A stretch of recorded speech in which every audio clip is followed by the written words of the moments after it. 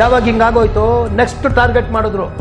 ಏನು ಮಾಡಬೇಕು ಇವಾಗ? ನಾನು ಹೆಂಗೆ ಯಾರೋ ಹುಡುಗ ಹೊಡೆದ್ರೆ ಬಿಟ್ಬಿಟ್ಟು ಜೈರಾಜ್ ಹೊಡೆದೆ, ಗೋಪಿಗೆ ಯಾರು ಸಪೋರ್ಟು, ಫೈನಾನ್ಸ್ ಸಪೋರ್ಟು ಎಲ್ಲರೂ ಅವ್ರ ಮಾವನ್ನೇ ಮುಗಿಸ್ಬಿಟ್ರೆ, ಅಲ್ಲೇ ಅಡ್ಡ ಹಾಕ್ಬಿಟ್ರೆ 2 ಕ್ಯಾನ್ನಲ್ಲಿ 10 ಲೀಟ್ರ್ ಪೆಟ್ರೋಲು ರೆಡಿ. ಅಲ್ಲೇ ಪೆಟ್ರೋಲ್ ಬಗ್ನಲ್ಲಿ ರೆಡಿ ತಗೊಂಡು ಕ್ಯಾನ್ ಇಟ್ಕೊಂಡವ್ರೆ. ಇದ್ರ ಮೇಲೆ ಸುರಿದು ಬಿಡೋದು.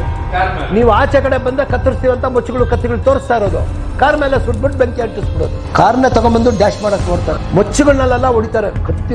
ಕತ್ತಿಗಳು ಇಷ್ಟಿಷ್ಟು ಲಾಂಗ್ಗಳು ಮಾಡಿಟ್ಕೊಂಡು ಹೊಡಿತಾರೆ ಎಲ್ಲ. ಅದರಲ್ಲಿ ನಮ್ಮ ಮಾವ ಹೆಂಗೆ ತಪ್ಪಿಸ್ಕೊಂಡ್ರು ಅಂತಂದ್ರೆ ಹಂಗೆ ಬಿತ್ತು ಮಲಗಿ ಕೊನೆ ಲೆಫ್ಟ್ ಎಕ್ಸ್ಟ್ರೀಮ್ ಬಂದು ಕಟ್ ಮಾಡಿ ತಗೊಂಡ್ಬಂದ್ಬಿಡ್ತಾರೆ. ಬಂದು ಹೇಳಿದ ತಕ್ಷಣನೇ ನಾನು ನಮ್ಮ ಮಾವರು ಎಲ್ಲಾರನ್ನು ಬಿಟ್ಬಿಟ್ಟು ಒಬ್ಬ ಹುಡುಗನ ಹಿಂದ್ಗಡೆ ಕುಂಡ್ರಿಸ್ಕೊಂಡು ಡಬಲ್ ಬ್ಯಾರಲ್ ಗನ್ ಎತ್ಕೊಂಡು, ನಮ್ಮ ಮಾವರದು ಡಬಲ್ ಬ್ಯಾರಲ್ ಗನ್ನು, ಅದನ್ನೇ ನಾನೇ ಎತ್ಕೊಂಡು ನಮ್ಮ ಮಾವರನ್ನು ಕೇರ್ ಮಾಡಿದಿರ ಮೋಟರ್ ಬೈಕ್ ನಲ್ಲಿ ಕುತ್ಕೊಂಡು ನಟರಾಜ್ ಮನೆ ಹತ್ರ ಹೋಗ್ಬಿಡ್ತೀನಿ. ನಾನು ಹೋಗಿ ಶೂಟ್ ಮಾಡಕ್ ಬಿಡ್ಬೇಕು ಅಂತ ಎಲ್ಲ ಮಾಡ್ತೀನಿ. ಹೋಗಿದ ತಕ್ಷಣನೇ 4 ಜನ ACPಗಳು ಬಂದು ಅಟ್ಯಾಕ್ ಮಾಡ್ತಾರೆ. ಎಂಟರ್ ದ ಡ್ರ್ಯಾಗನ್ ಅಂತ ಬ್ರೂಸ್ಲಿ ಪಿಕ್ಚರ್ ರಿಲೀಸ್ ಆಯ್ತು. ರೆಕ್ಸ್ ಥಿಯೇಟರ್ ನಲ್ಲಿ ನಮ್ಮ ಮಿಸಸ್ನ ಕರ್ಕೊಂಡು ಹೋಗ್ತೀನಿ ಅಂತಂದ್ರೆ ನೀವು ಯೋಚನೆ ಮಾಡಿ ಎಷ್ಟು ಧೈರ್ಯ ಇರಬೇಕು.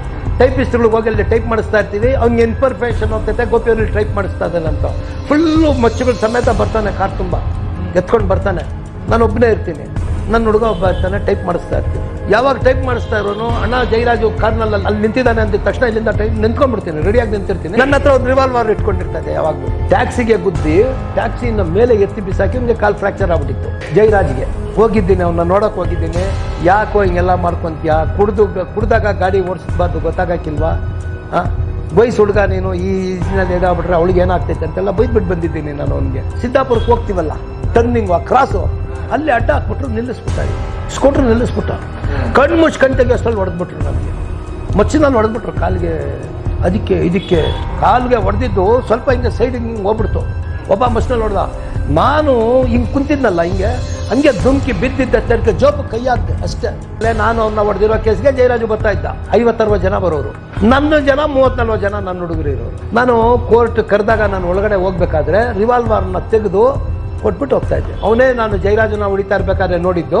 ಆ ವ್ಯಕ್ತಿ ಕೋರ್ಟ್ಗೆ ವಿಟ್ನೆಸ್ ಬಂದ ಬಾಕ್ಸ್ನಲ್ಲಿ ಹಾಕಿದ್ದಾರೆ. ಅವನಿಗೆ ಎದುರಿಸಿ ಕರ್ಕೊಂಡ್ ಬಂದಿದ್ದಾರೆ. ಕೇಳ್ತಾ ಇರ್ಬೇಕಾದ್ರೆ ಆಚೆ ಕಡೆಯಿಂದ ಬಂದು ಕಿಟಕಿಯಿಂದ ಮುಚ್ಚಿ ತೋರಿಸ್ತಾ ಇದ್ದಾರೆ. ಯಾರಿಗೆ?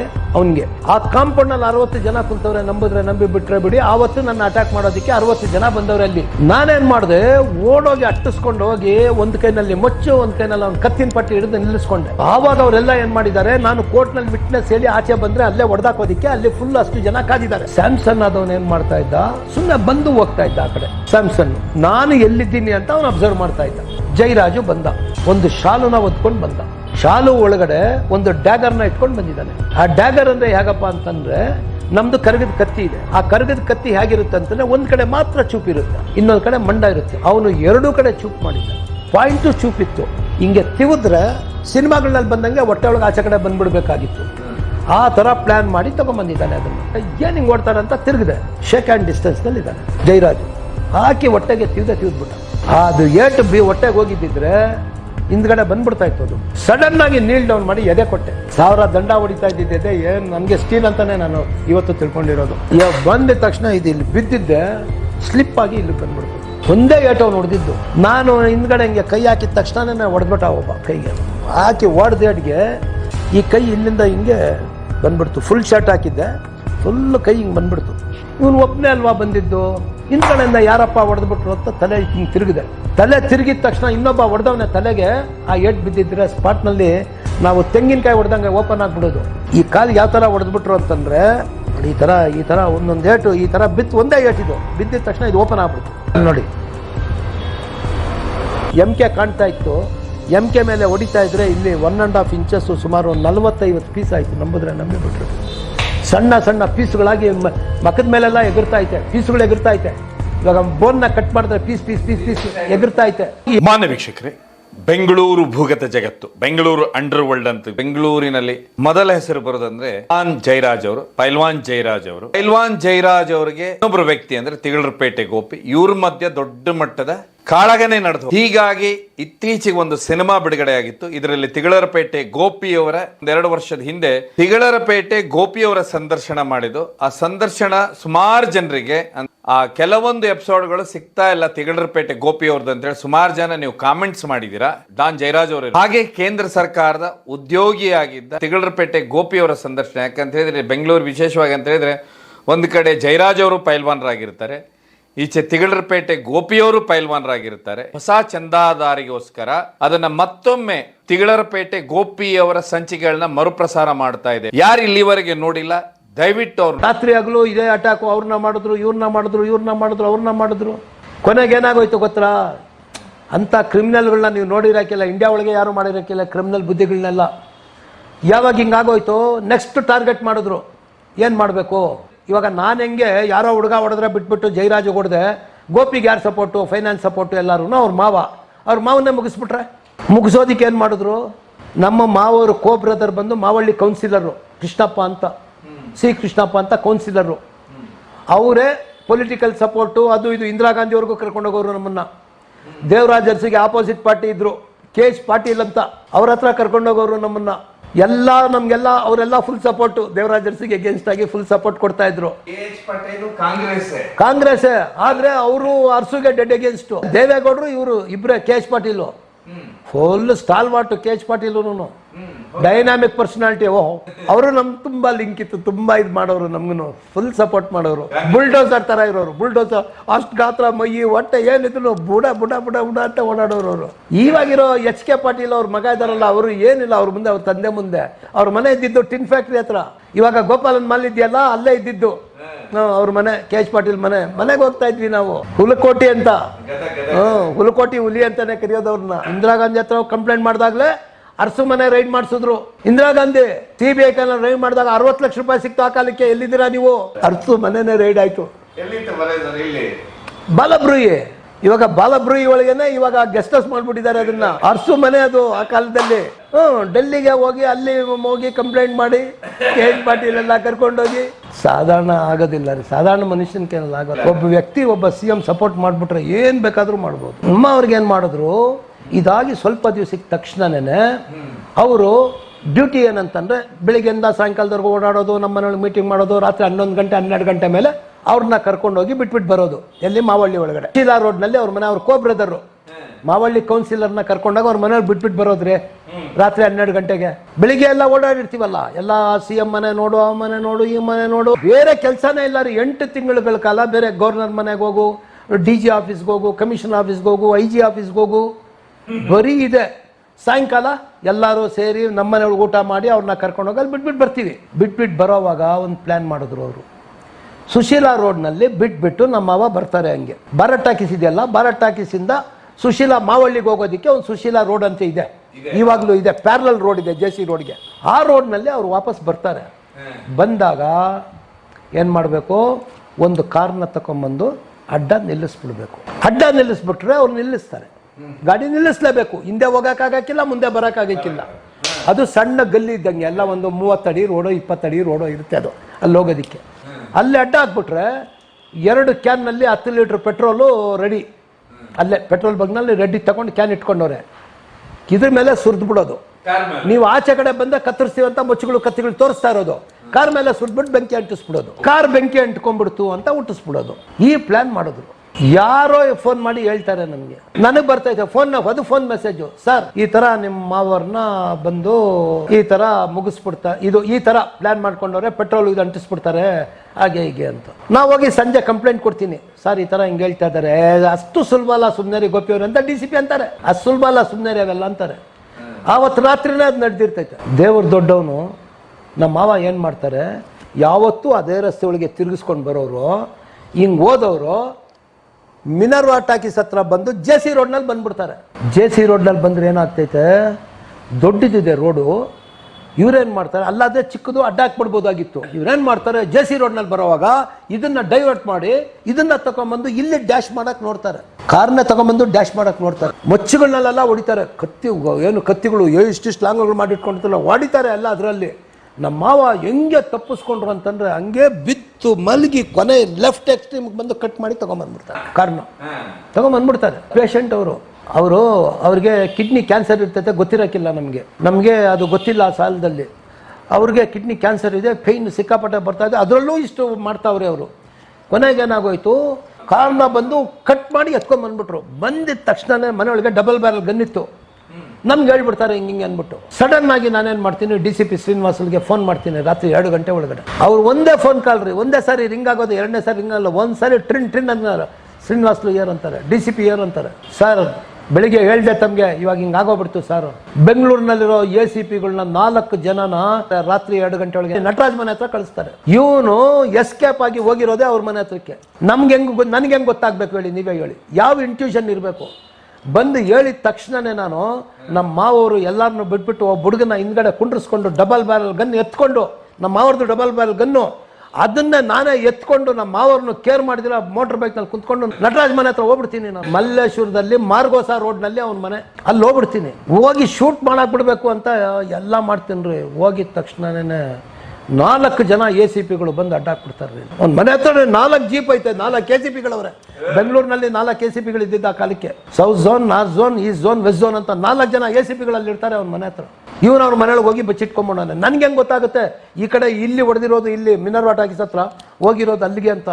ನಾನು ಹೋಗ್ತೀನಿ ಅಂದ್ರೆ ನೀವು ಯೋಚನೆ ಮಾಡಿ. ಸಮ್ ಇಂಟ್ಯೂಷನ್ನು ಇಲ್ಲೇ ಹೋಗಿರ್ತಾನೆ. ಅವನ ಮನೆ ಹತ್ರ ಹೋದ್ರೆ ಬೇಡಿ ಗೋಪಿ ದಯವಿಟ್ಟು ಹೋಗ್ಬಿಡಿ, ನೀವು ನಮಗೆ ಗೊತ್ತು, ಹೋಗಿ ನಾನು ಹಿಡ್ದಾಕ್ತೀವಿ, ಹೋಗಿ ನೀವು ಹೋಗ್ಬಿಡಿ, ನೀವು ಇಲ್ಲಿಂದ ಹೋಗ್ಬಿಡಿ. ನಮ್ಮ ಅವ್ರಿಗೆ ಕೋಪ, ದೂರ್ವಾಸ ಮುನಿ ಅಂತ ಹೇಳಿದ್ದೆ, ಅವ್ರಿಗೆ ಕೋಪ ತಡೆಯೋಕ್ಕೆ ಆಗೋಕ್ಕಿಲ್ಲ. ಅವರು ಯಾಕೋ ನೀನು ಒಬ್ಬನೇ ಹೋಗ್ತೀಯ, ನೀವು ಬೇಜಾನ್ ಬೈದ್ರು ಅಲ್ಲಿ ಎಲ್ಲರೂ ಎದುರುಗಡೆನೇ. ಕೊಡ ಇಲ್ಲಿ ಗನ್ನು ಅಂತ ಹೇಳ್ಬಿಟ್ಟು ಗನ್ ತಗೊಂಡು ನಡೀರಿ ಅಂತ ಹೇಳಿ ರಾತ್ರಿ ಮನೆಗೆ ಬಂದ್ವಿ. ಆದರೆ ಬೆಳಿಗ್ಗೆ ಅವನು ಹಿಂದ್ಗಡೆ ಬಾಗಿಲನ್ನೆಲ್ಲ ಎಲ್ಲ ಕಳಿಸ್ಬಿಟ್ಟ. ಅವನು ಫುಲ್ಲು ಪೊಲೀಸು ರಾತ್ರಿ ಎಲ್ಲ ಅಲ್ಲೇ ಇತ್ತು. ನಟರಾಜ್ ಮನೆಯೊಳಗೆ ಎಸ್ಕೇಪ್ ಮಾಡಿಸ್ಬಿಟ್ಟ. ಇದಕ್ಕಿನ್ನ ಜಾಸ್ತಿ ನಡೆದಿದೆ, ಗೊತ್ತಾಯ್ತರ? ಆವತ್ತೇನಾದರೂ ನಮ್ಮ ಮಾವ ಆ ಇದರಲ್ಲಿ ತೀರೋಗ್ಬಿಟ್ಟಿದ್ದಿದ್ರೆ ನಾನು ನಾನು ಬದುಕ್ತಾನೆ ಇರಲಿಲ್ಲ. ನನ್ನಿಂದ ಅನ್ಯಾಯವಾಗಿ ಅವ್ರು ತೀರೋಗ್ಬಿಟ್ರಲ್ಲ ಅಂತ ಕೊರ್ಗಿ ಸತ್ತೋಗ್ಬಿಡ್ತಾ ಇದ್ದೆ ನಾನು. ನನ್ನಿಂದ ಲೋಕಾಪವಾದನು ಬಂದ್ಬಿಡೋದು. ನೋಡಪ್ಪ ಅಂತ ಅವ್ರಿಗೆ ಕ್ಯಾನ್ಸರ್ ಇರೋದು ಗೊತ್ತಿಲ್ಲ ಯಾರಿಗೂ, ನಮಗೂ ಗೊತ್ತಿಲ್ಲ.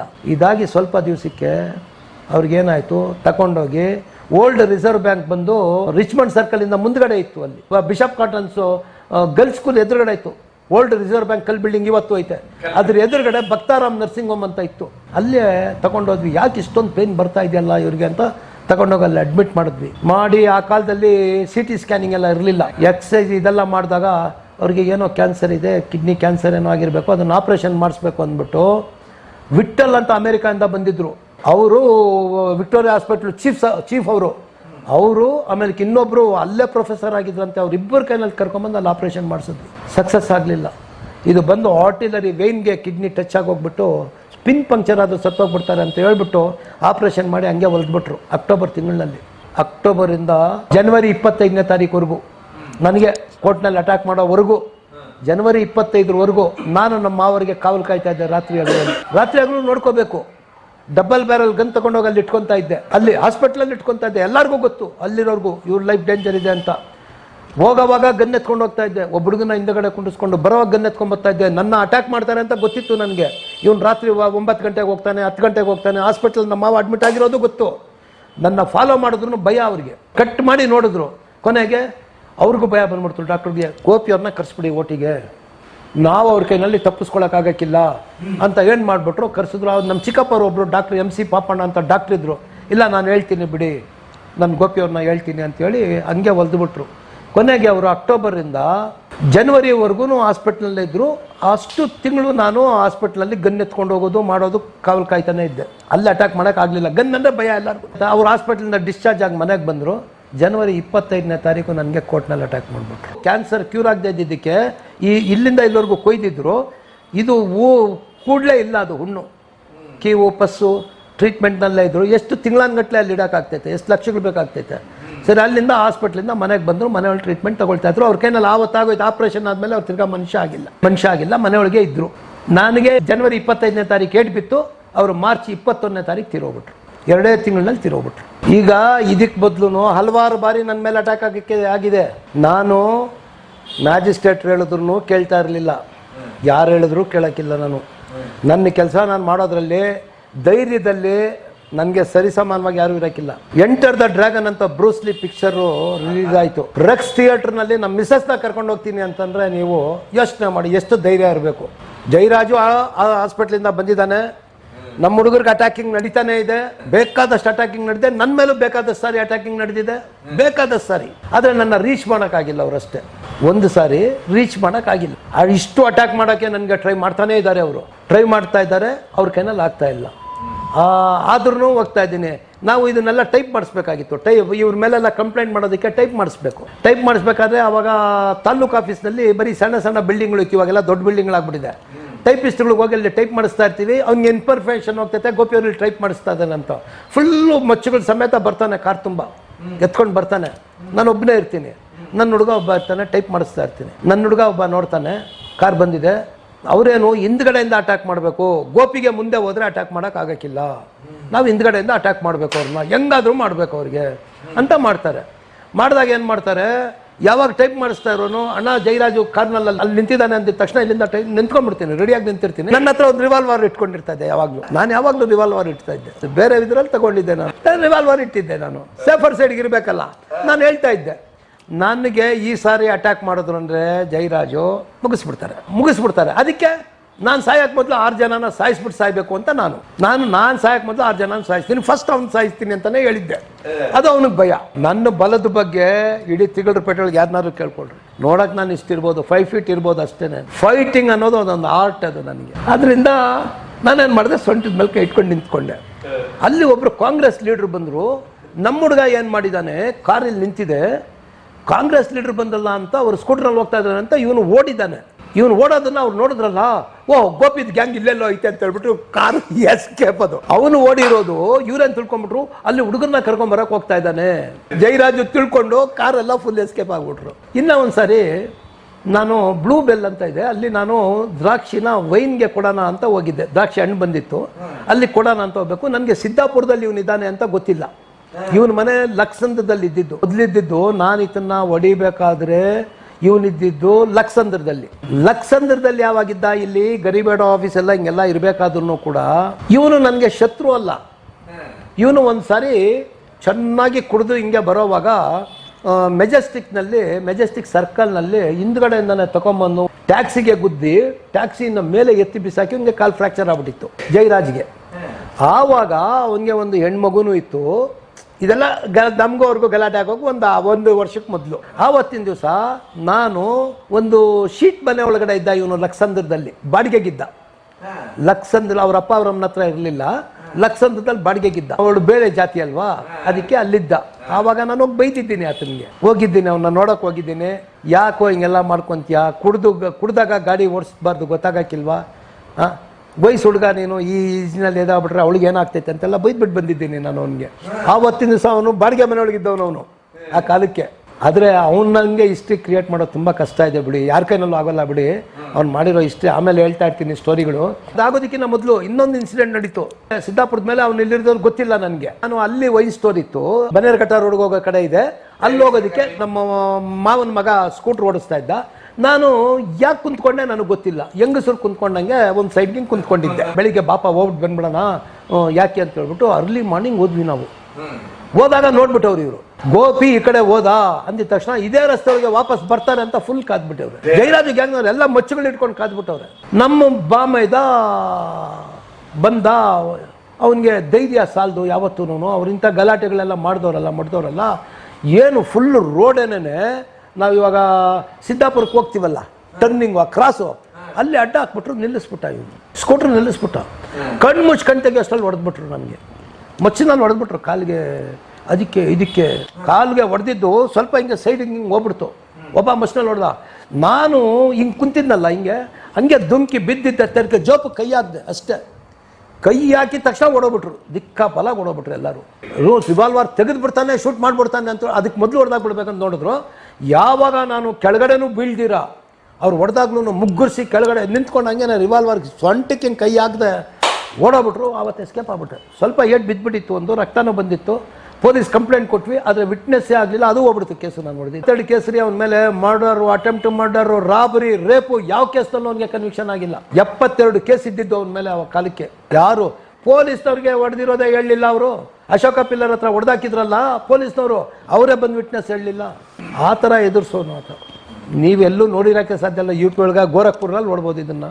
ಅಷ್ಟು ಆಟ ಆಡಿದವನು ಅವನು, ಪೊಲೀಸ್ಗಾಗಲಿ ಇದು ಟೆರರ್ ಅವನು. ಅಷ್ಟು ಆಟ ಆಡಿಸ್ಬಿಟ್ಟಿದ್ದ. ಅಂಥ ಕಾಲದಲ್ಲಿ ಎಂತೆಂಥ ಪೊಲೀಸ್ ಆಫೀಸರ್ಗಳಿದ್ರು. ಅವತ್ತು ಎಸ್ಕೇಪ್ ಆಗಿ ಬಂದೆ. ಅಲ್ಲೂ ಒಂದು ಬಾರೋ ಬಾರೋ ಬಾರೋ ಎತ್ತೋ ಗಾಡಿ. ಮೊದಲು ಎಲ್ಲ ಓಡಿದ ತಕ್ಷಣ ಬಾರೋ ಅಂತ ಹೇಳಿ ಬಂದು ಅವನು ಗಾಡಿ ಎತ್ಕೊಂಡು ಬಂದೆ. ಅವನ್ನೇನು ಮಾಡಲಿಲ್ಲ, ನನಗೆ ಅಟ್ಯಾಕ್ ಮಾಡಿದ್ರು. ಗಾಡಿ ಒಳಗೆ ಬಂದ್ಬಿಟ್ಟು ತಿರ್ಗಾ ಹೋಗಿ ವಿಲ್ಸನ್ಗೆ ಕಂಪ್ಲೇಂಟ್ ಕೊಟ್ಟು ಏನೂ ಆಗಲಿಲ್ಲ. ಅದು ಈ ಥರ ಅಟ್ಯಾಕ್ ಮಾಡಿರೋದು ಹಲವಾರು ಬಾರಿ ನನ್ನ ಮೇಲೆ. ಅದಾದ್ಮೇಲೆ ನನಗೆ ಕೋರ್ಟ್ನಲ್ಲಿ ಅಟ್ಯಾಕ್ ಆಗೋದಕ್ಕಿಂತ ಮೊದಲು ನಡೆದಿರೋದು ಇದು. ಕೋರ್ಟ್ ಅಟ್ಯಾಕ್ ಬಂದಿಲ್ಲ, ಮೊದಲು. ಅದಕ್ಕೆ ಮೊದಲು ಒಂದು ಸಾರಿ ಬಂದಿದ್ದಾರೆ, ನನ್ನ ಫಾಲೋ ಮಾಡಿದ್ದಾರೆ. ಕಾರುಗಳಲ್ಲಿ ಫುಲ್ಲು ಗ್ಯಾಂಗ್ ಸಮೇತ ಮುಚ್ಚುಗಳು ಕತ್ತಿಗಳು ಯಾವಾಗಲೂ ಸ್ಟಾಕು. MG ರೋಡ್ನಲ್ಲಿ ಫಾಲೋ ಮಾಡಿದ್ದಾರೆ. ನಾನು ಸಿನಿಮಾಗೆ ಹೋಗ್ತೀನಿ ಅಂತ ಗೊತ್ತು ಅವ್ರಿಗೆ. ಆದರೆ ನನ್ನ ಗಾಡಿ ಹಿಡಿಯೋಕ್ಕಾಗಕ್ಕಿಲ್ಲ ಯಾರ ಕೈನಲ್ಲೂ. ನೀವು ನಂಬಿದ್ರೆ ನಂಬಿ, ಬಿಟ್ರೆ ಬಿಡಿ. ನಾನು ಓಡೋದೇ ಸ್ಪೀಡು. ಸಿಟಿ ಲಿಮಿಟ್ಸ್ನೆಲ್ಲ 80-100 ನಂದು. ದೊರೆಸ್ವಾಮಿ ಅಂತ ಒಬ್ಬ ಸಬ್ ಇನ್ಸ್ಪೆಕ್ಟರ್ ಅಲ್ಸೂರ್ಘಾಟ್ನಲ್ಲಿ ಟ್ರಾಫಿಕ್ನಲ್ಲಿ 6.5 ಅಡಿ ಹೈಟು. ಅವ್ರ ಕೈನಲ್ಲೇ ನನ್ನ ಹಿಡಿಯೋಕ್ಕಾಗಲಿಲ್ಲ. ನಂಬಿದ್ರೆ ನಂಬಿ, ಬಿಟ್ರೆ ಬಿಡಿ. ಎಷ್ಟೋ ಸಾರಿ ನನ್ನ ಚೇಸ್ ಮಾಡಿರೋದು ಅವರು. ಗಾಡಿ ಓಡಿಸೋದನ್ನ ನನ್ನ ಬಂದು ಹಿಡಿದು ಬಿಡಬೇಕು ಬುಲೆಟ್ನಲ್ಲಿ ಅಂತ ಬಂದಿರೋದು ಎಷ್ಟೋ ಸಾರಿ. ಟ್ರಾಫಿಕ್ ಇಲ್ಲ, ಇಡೀ ತಿಗಳರಪೇಟೆ ಒಳಗೆ ನಂದೊಂದು ಗಾಡಿ ಇಲ್ಲ. ಇವಾಗ ನನ್ನ ಮನೆ ಮುಂದೆ ನೋಡಿ 100 ಗಾಡಿ ಇದೆ. ಈ ನನ್ನ ಮನೆ ಮುಂದೆ ನಾವೇ ಹೋಗೋಕ್ಕಾಗಕ್ಕಿಲ್ಲ. ನನ್ನ ಮನೆ ಮುಂದೆ 100 ಗಾಡಿ ಇದೆ. ಆ ಕಾಲದಲ್ಲಿ ಗಾಡಿಗಳೇ ಇಲ್ಲ. ಎಷ್ಟು ಗಾಡಿ? 3,800 ರೂಪಾಯಿ ನಾನು ಕೊಟ್ಟಿರೋದು ಜಾವಾ ಗಾಡಿಗೆ. 69ನೇ ಇಸ್ವಿ ಒಳಗಡೆ ಶೋರೂಮ್ ಗಾಡಿ. ಇವತ್ತು 3 ಲಕ್ಷ ಹೇಳ್ತಾನೆ. ಆವಾಗ ಟ್ರಾಫಿಕ್ ಕಮ್ಮಿ. ನಾನು ಕಾಲೇಜ್ಗೆ ಹೋಗ್ಬೇಕಾದ್ರೆ ಸೈಕಲಲ್ಲೇ ಹೋಗ್ತಾ ಇದ್ದೆ. ಇಲ್ಲಿಂದ ವಿಜಯ ಕಾಲೇಜ್ಗೆ ಹೋಗ್ತಾ ಇದ್ದೆ 4 ಕಿಲೋಮೀಟರ್. ಸೈಕಲಲ್ಲಿ ಹೋಗ್ತಾ ಇದ್ದೆ. ಸೈಕಲ್ ಬಂದು ಊಟ ಮಾಡ್ಕೊಂಡು ತಿರ್ಗಾ ಹೋಗ್ತಾ ಇದ್ದೆ. ತುಂಬಾ ಸೈಕಲ್ ಹಂಗೆ ಓಡಿಸ್ತಾ ಇದ್ದೆ ನಾನು. ಎಷ್ಟೋ ಸಾರಿ ಜಯರಾಜು ಬರ್ತಾ ಇದ್ದ ಕೋರ್ಟ್ಗೆ. ಜಯರಾಜು ಹಾಸ್ಪಿಟಲ್ನ ರಿಲೀಸ್ ಆದ್ಮೇಲೆ ನಾನು ಅವ್ರನ್ನ ಹೊಡೆದಿರೋ ಕೇಸ್ಗೆ ಜಯರಾಜು ಬರ್ತಾ ಇದ್ದ. 50-60 ಜನ ಬರೋರು. ನನ್ನ ಜನ 30-40 ಜನ ನನ್ನ ಹುಡುಗರು ಇರೋರು. ನಾನು ಕೋರ್ಟ್ ಕರೆದಾಗ ನಾನು ಒಳಗಡೆ ಹೋಗ್ಬೇಕಾದ್ರೆ ರಿವಾಲ್ವರ್ನ ತೆಗೆದು ಕೊಟ್ಬಿಟ್ಟು ಹೋಗ್ತಾ ಇದ್ದೆ. ಅವನ್ನೆಲ್ಲ ನೋಡೋರು ಅವರೆಲ್ಲ. ಅವ್ರಿಗೆ ಅದೇ ಭಯ, ಶೂಟ್ ಮಾಡಕ್ ಬಿಡ್ತಾನೆ. ಅದಕ್ಕೆ ಅಟ್ಯಾಕ್ ಮಾಡಲಿಲ್ಲ. 5ನೇ ತಾರೀಕಿನ ದಿವಸ ಒಂದು ಇನ್ಸಿಡೆಂಟ್ ನಡೀತು. ಒಂದು ಇನ್ಸಿಡೆಂಟ್ ಏನು ನಡೀತು ಅಂತಂದ್ರೆ, ಒಬ್ಬ ಐ ವಿಟ್ನೆಸ್ ಬಂದ ವಿಟ್ನೆಸ್ ಹೇಳಕ್ಕೆ. ಲೇಟೆಸ್ಟ್ ಬಾರ್ಬರ್ ಶಾಪ್ ಇತ್ತಲ್ಲ, ಆ ಹುಡುಗ ಐ ವಿಟ್ನೆಸ್. ಅವನೇ ನಾನು ಜಯರಾಜನ ಹೊಡಿತಾ ಇರ್ಬೇಕಾದ್ರೆ ನೋಡಿದ್ದು. ಆ ವ್ಯಕ್ತಿ ಕೋರ್ಟ್ಗೆ ವಿಟ್ನೆಸ್ ಬಂದ. ಬಾಕ್ಸ್ನಲ್ಲಿ ಹಾಕಿದ್ದಾರೆ. ಅವನಿಗೆ ಎದುರಿಸಿ ಕರ್ಕೊಂಡ್ ಬಂದಿದ್ದಾರೆ. ನಾವೆಲ್ಲ ಇದ್ದೀವಿ. ಅವನು ಬಾಕ್ಸ್ನಲ್ಲಿ ಹಾಕಿದ್ರು. ಎಲ್ಲ ಕೇಳ್ತಾ ಇದ್ದಾರೆ. ಕೇಳ್ತಾ ಇರ್ಬೇಕಾದ್ರೆ ಆಚೆ ಕಡೆಯಿಂದ ಬಂದು ಕಿಟಕಿಯಿಂದ ಮುಚ್ಚಿ ತೋರಿಸ್ತಾ ಇದ್ದಾರೆ. ಯಾರಿಗೆ? ಅವನಿಗೆ. ಕರೆಕ್ಟಾಗಿ ಹೇಳಲಿಲ್ಲ, ನೀನು ಆಚೆ ಬಂದ ಕತ್ತಿಸ್ಬಿಡ್ತೀವಿ ಅಂತ ತೋರಿಸ್ತಾವ್ರೆ. ನಾನೇನು ಮಾಡಿದೆ? Your honour, they are threatening the witness with swords and sickles your honour ಅಂದೆ. ಕತ್ತಿ ಮಚ್ಚಗಳು ತೋರಿಸ್ತಾ ಇದ್ದಾರೆ ಸ್ವಾಮಿ ವಿಟ್ನೆಸ್ಗೆ ಅಂದೆ. Go and catch out of him ಅಂದ್ರು. ಹೋಗಿ ಹಿಡ್ಕೊ ಹೋಗು ಅಂದ್ರು. ಇವನು ಆ ಕಡೆಯಿಂದ ಈ ಕಡೆಯಿಂದ ಹಂಗೆ ಬರೋಷ್ಟಲ್ಲಿ ನಾನು ಮೇನ್ ರೋಡಿಂದ ನುಗ್ಗಿದೆ. ಅವಾಗ ಓಪನ್ ಫೀಲ್ಡ್ ಇತ್ತು. ಇವಾಗ ಕೋರ್ಟ್ ಬಿಲ್ಡಿಂಗ್ ಇದೆ. ಆವಾಗ ಓಪನ್ ಫೀಲ್ಡ್ ಇತ್ತು. ಪಕ್ಕದಲ್ಲಿ IGP ಆಫೀಸ್ ಇತ್ತು. ಮೋಟ್ ಗೋಡೆ ಇತ್ತು. ಅಲ್ಲಿ ರಿಸರ್ವ್ ವ್ಯಾನ್ ನಿಲ್ಸೋರು. ಮುಂದ್ಗಡೆನೂ ಒಂದು ಮೋಟ್ ಗೋಡೆ 3 ಅಡಿ ಗೋಡೆ ಇತ್ತು. ಹಳೆ ಕಾಲದ್ದು ಕಾಂಪೌಂಡ್ ಇತ್ತು. ಆ ಕಾಂಪೌಂಡ್ ನಲ್ಲಿ 60 ಜನ ಕುಂತವ್ರೆ. ನಂಬಿದ್ರೆ ನಂಬಿ, ಬಿಟ್ರೆ ಬಿಡಿ. ಆವತ್ತು ನನ್ನ ಅಟ್ಯಾಕ್ ಮಾಡೋದಕ್ಕೆ 60 ಜನ ಬಂದವ್ರೆ ಅಲ್ಲಿ. ನಾನೇನ್ ಮಾಡಿದೆ? ಓಡೋಗಿ ಅಟ್ಟಿಸ್ಕೊಂಡು ಹೋಗಿ ಒಂದ್ ಕೈನಲ್ಲಿ ಮೊಚ್ಚು, ಒಂದ್ ಕೈನಲ್ಲಿ ಅವ್ನು ಕತ್ತಿನ ಪಟ್ಟಿ ಹಿಡಿದು ನಿಲ್ಲಿಸ್ಕೊಂಡೆ. ಯಾವಾಗ ಅಲ್ಲಿ ನಿಲ್ಲಿಸ್ದೆ, ರಿಸರ್ವ್ ವ್ಯಾನ್ ಐತೆ, ಇವರೆಲ್ಲ ತಿರುಗಿ ನೋಡ್ಬಿಟ್ರು.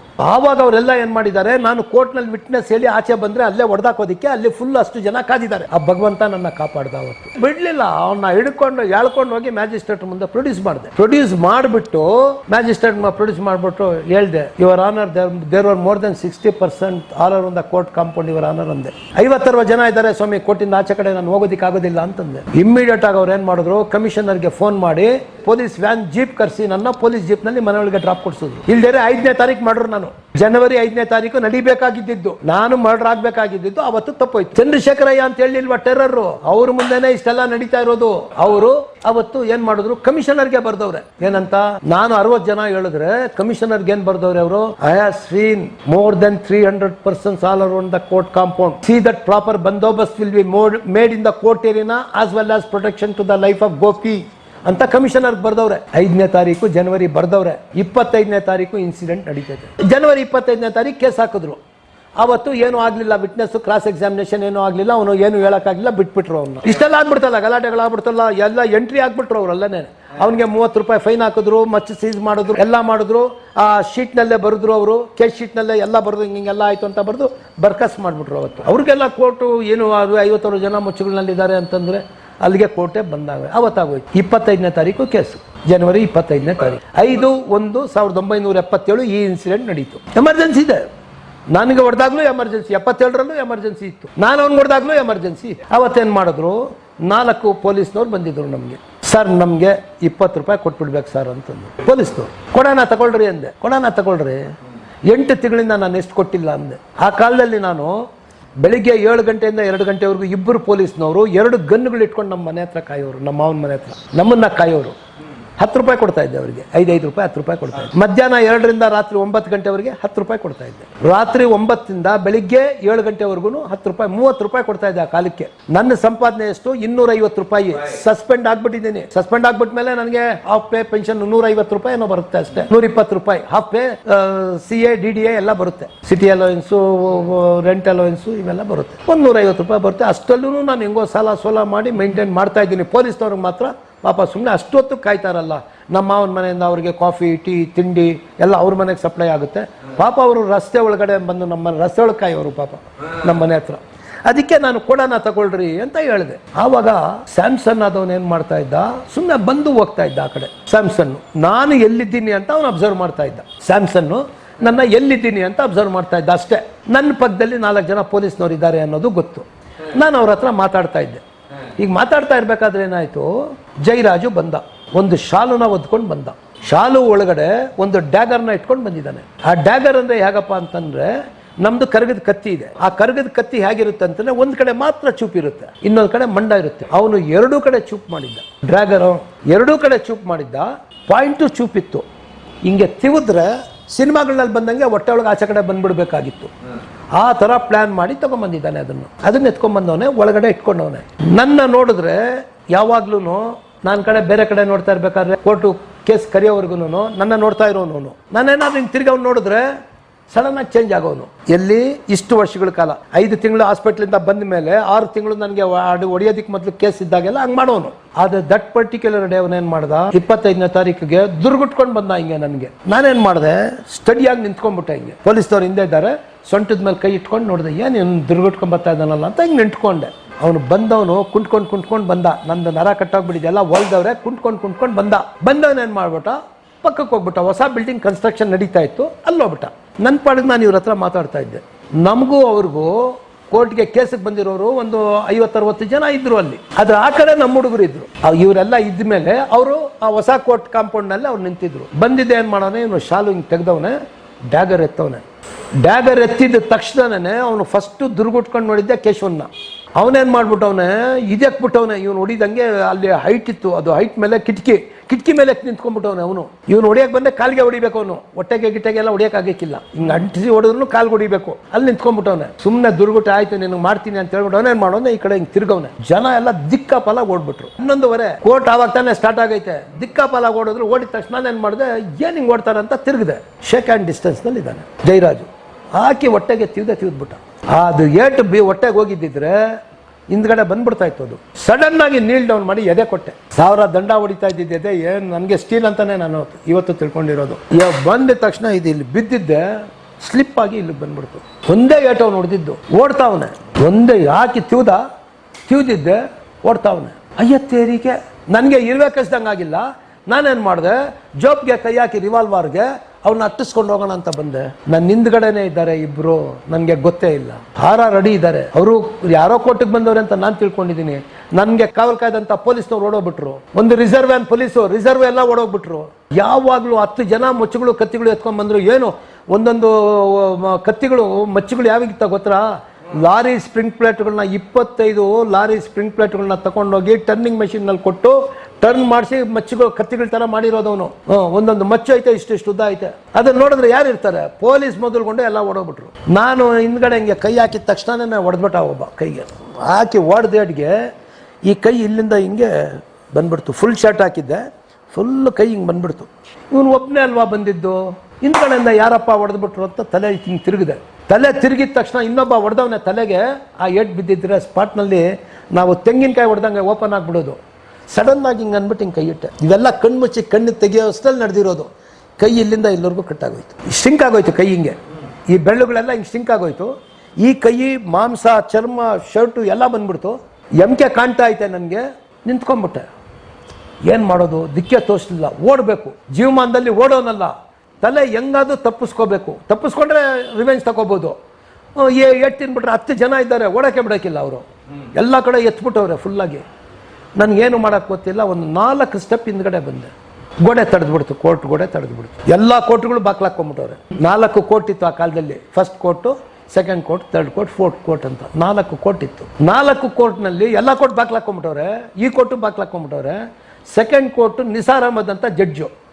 ಆ ಕೋರ್ಟ್ ಬಾಕ್ಲಾಕಿಲ್ಲ. 100-200 ಜನ ಅವರೇ ಒಳಗಡೆ, ಬಾಕ್ಲಾಕಿಲ್ಲ. ಅಲ್ಲಿ ಇವ್ರೇನು ಮಾಡಿದ್ರು, ಓಡಬೇಕು ಅಂತ ತೋರಿಸ್ತು. ನೋಡಿದೆ, ಏನು ಮಾಡೋದು, ನಿಂತ್ಕೊಂಡ್ಬಿಟ್ಟೆ. ಇಷ್ಟು ಏಟು ಬಿದ್ದರೂ ನಾನು ಅಯ್ಯೋ ಅಂದಿಲ್ಲ, ಅಮ್ಮ ಅಂದಿಲ್ಲ, ಅಪ್ಪ ಅಂದಿಲ್ಲ. ಅವನಂಗೆ ಹತ್ಕೊಂಡಿಲ್ಲ. ನಿಂತಿದ್ದೆ, ಏನು ಮಾಡಬೇಕು, ಹೆಂಗೆ ಓಡೋದು, ಎಲ್ಲಿ ತಪ್ಪಿಸ್ಕೊಳ್ಳೋದು, ಫೀಲ್ಡ್ ಇದೆ ಆದರೆ ಕಾಣ್ತಾ ಇಲ್ಲ ನನಗೆ. ಹೆಂಗೆ ಎಲ್ಲ ಕಡೆ ಇದ್ದಾರೆ ಜನ. ಸರಿ, ಏನು ಮಾಡಿದೆ, ನಿಂತ್ಕೊಂಡ್ಬಿಟ್ಟೆ, ಸುಮ್ಮನೆ ಸೈಲೆಂಟಾಗಿ ನಿಂತ್ಕೊಂಡ್ಬಿಟ್ಟು ಬರಲಿ ನೋಡೋಣ ಅಂತ. ಒಬ್ಬ ಬಂದು ಮಚ್ಚೆತ್ಕೊಂಡು ಹೊಡಿಯೋಕೆ ಬಂದ, ಎಗರಿಸಿ ಒದ್ದೆ, ಒದ್ದೆ. ಶೂ ಕಾಲ್ನಲ್ಲಿ ಶೂ ಹಾಕಿರ್ತೀನಿ. ನನಗೆ ಶೂ ಇದ್ದರೆ ತುಂಬ ಪವರ್ಫುಲ್. ನಾನು ಫುಟ್ಬಾಲ್ ಆಡ್ದಂಗೆನೇ ಅವರ್ಸ್ ಟುಗೆದರ್ ಫುಟ್ಬಾಲ್ ಆಡ್ತಾ ಇದ್ದೆ ನಾನು. ಸರಿ, ವಾದ್ಯಡ್ಗೆ ಅವ್ನು ಹೋಗಿ ಅವ್ರ ಮೇಲೆ ಬಿದ್ದೋಗ್ಬಿಟ್ಟ. ಬಿದ್ದೋಗಿದ ತಕ್ಷಣನೇ ಅವ್ರೇನು ಮಾಡಿಬಿಟ್ರು, ಗ್ಯಾಪ್ ಸಿಕ್ತು ನನಗೆ. ಅವ್ರ ಗ್ಯಾಪ್ನಲ್ಲೇ ನುಗ್ಬಿಟ್ಟೆ, ಓಡೋದು ಬಂದ್ಬಿಡ್ತಾ ಇದ್ದೆ.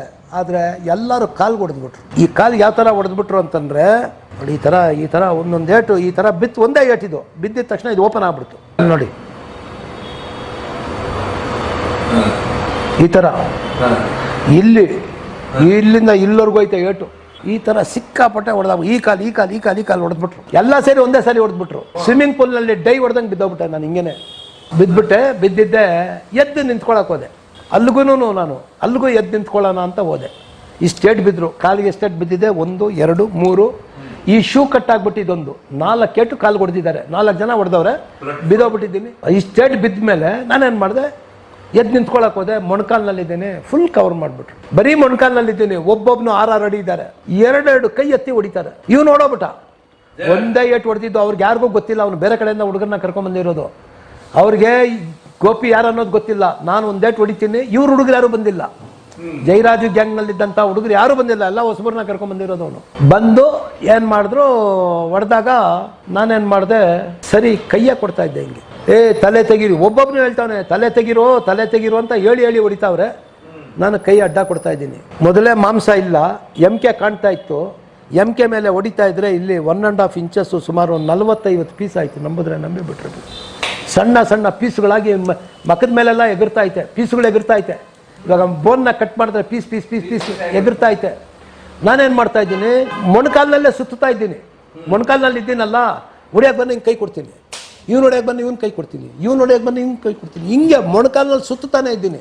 ಆದರೆ ಇವತ್ತು ನನಗೆ ಅರ್ಥ ಆಗದೆ ಇರೋದೇನು ಅಂತಂದರೆ, ನನ್ನ ಬೆನ್ನಿಂದ ಯಾವ ಕಾರಣದ ಕೈ ನನ್ನ ತಲೆಯಿಂದ ನನ್ನ ಕಾಪಾಡಿದೆ. ಇವಾಗ ನಿಮ್ಗೆ ಹೊಡಿತೀನಿ ರೀ, 10 ಜನ ರೌಂಡ್ ಇದ್ದಾರೆ, ನಾನು ಸುತ್ತಾ ಇರ್ತೀನಿ ಅಂತ ಇಟ್ಕೊಳ್ರಿ. ಇವಾಗ ನಿಮ್ಗೆ ಹೊಡೆದಾಗ ಹಿಂಗಂದಿರ್ತೀನಿ, ಇವ್ರು ಹೊಡೆಯೋಕೆ ಹಿಂಗಂತೀನಿ, ಇವ್ರು ಹೊಡೆದಂಗೆ ಇಂದಾಗ ನಿಮಗೆ ಬೆನ್ನ ನನ್ನ ತಲೆ ಐತಲ್ಲ, ನಾನು ತಲೆಗೆ ಹೊಡಿಬೋದಾಗಿತ್ತಲ್ಲ, ಯಾಕೆ ಹೊಡೆದಿಲ್ಲ ನೀವು? ಇವಾಗ 10 ಜನ ಏನು ಒನಕೆ ಓಬಾಬ ಕುಡ್ದಂಗೆ ಕುಡ್ತಾನೆ ಅವ್ರೆ. ಒಬ್ರು ತಪ್ಪಿದ್ರೆ ಒಬ್ರು ಹೊಡಿತಾವ್ರೆ, ಪೀಸ್ ಆಗ್ತಾ ಐತೆ. ಎಮ್ಕೆ ಕೈ ಕೊಡ್ತಾನೆ ಇದ್ದೀನಿ, ಹೊಡೆಯೋರಿಗೆಲ್ಲ ಕೊಡ್ತಾನೆ ಇದ್ದೀನಿ, ಮೊಣಕಾಲ್ನಲ್ಲಿ ತಿರುಗ್ತಾನೆ ಇದ್ದೀನಿ. 1 head injury I have been collapsed on the spot. ತಲೆಗಾನ ಒಂದೇಟು ಆ ಮುಚ್ಚಿಗಳಲ್ಲಿ ಬಿದ್ದಿದ್ರೆ ತೆಂಗಿನಕಾಯಿ ಓಡಾದಂಗೆ ಹೋಗ್ಬಿಡ್ತಾ ಇದೆ. ಅವತ್ತು ಆಗಲಿಲ್ಲ ಅವ್ರ ಕೈನಲ್ಲಿ. ಹೇಳಿ ಹೊಡೆದಾಗ ಕೊನೆಗೇನಾಯಿತು, ನಮಗೆ ರೇಡಿಯಸ್ ಅಲ್ಲ ಅಂತ 2 ಬೋನ್ ಇದೆ ಈ ಕೈನಲ್ಲಿ. 1000 ದಂಡ ಹೊಡೆದಿರ್ತಕ್ಕಂಥ ಈ ಕೈ ಪೀಸ್ ಆಗಿ ಈ ಕೆಳಗಡೆ ಅಲ್ನಾಗೂ ಏಟ್ ಬಿದ್ದುಬಿಡ್ತು. 1 ಏಟ್ ಬಿದ್ದು ಇದು ಬ್ರೇಕ್ ಆಗಿಬಿಡ್ತು. ಯಾವಾಗ ಬ್ರೇಕ್ ಆಯಿತು, ಕೈ ಹಿಂಗೆ ಬಿದ್ದೋಗ್ಬಿಡ್ತು. ಕೈ ಯಾವಾಗ ಬಿದ್ದೋಗ್ಬಿಡ್ತು, ಇನ್ನು ತಡಿಯೋಕ್ಕಾಗಲ್ಲ. ತಲೆ ಹೊಡೆದ್ರೆ ನಾನು ಸತ್ತೋಗ್ಬಿಡ್ತೀನಿ ಅಂತ ಏನು ಮಾಡಿದೆ, ಮೊಣಕಾಲ್ನಲ್ಲೇ ಎದ್ದು ನಿಂತ್ಕೊಂಡೆ. ಇಷ್ಟು ಏಟು ಬಿದ್ದರು ನಾನು ಅಯ್ಯೋ ಅಂದಿಲ್ಲ, ಅಮ್ಮ ಅಂದಿಲ್ಲ, ಅಪ್ಪ ಅಂದಿಲ್ಲ, ಒಂದು ಮಾತು ಮಾತಾಡಿಲ್ಲ. ಕೈನ ಹಿಂಗೆ ಅಡ್ಡ ಇಟ್ಕೊಂಡೆ, ತಲೆಗೆ ಅಡ್ಡ ಇಟ್ಕೊಂಡು ಓಡಿದೆ. ಅದರಲ್ಲೇ ಇಷ್ಟು ಏಟು ಬಿದ್ದ ಮೇಲೂ ಸೆಕೆಂಡ್ ಕೋರ್ಟ್ಗೆ ಹೋದೆ. ದಯವಿಟ್ಟು ನಿಮ್ಮ ಸ್ನೇಹಿತರಿಗೆ ಶೇರ್ ಮಾಡಿ, ಹಾಗೆ ನಮ್ಮ ಚಾನಲ್ನ ಸಬ್ಸ್ಕ್ರೈಬ್ ಮಾಡಿ. ಯಾರಿಗಾದರೂ ಜನಜಾಗೃತಿ ಮಾಧ್ಯಮದ ವಿಡಿಯೋಗಳು ಸಿಗದಿದ್ದಲ್ಲಿ ಪ್ಲೇಲಿಸ್ಟ್ ಇದೆ, ವಿಡಿಯೋ ಲಿಸ್ಟ್ ಇದೆ, ದಯವಿಟ್ಟು ಅದನ್ನು ಚೆಕ್ ಮಾಡಿದಾಗ ನಿಮಗೆ ಖಂಡಿತವಾಗೂ ಎಲ್ಲ ಹಳೆಯ ವಿಡಿಯೋಗಳು ಸಿಗುತ್ತವೆ. ಧನ್ಯವಾದ.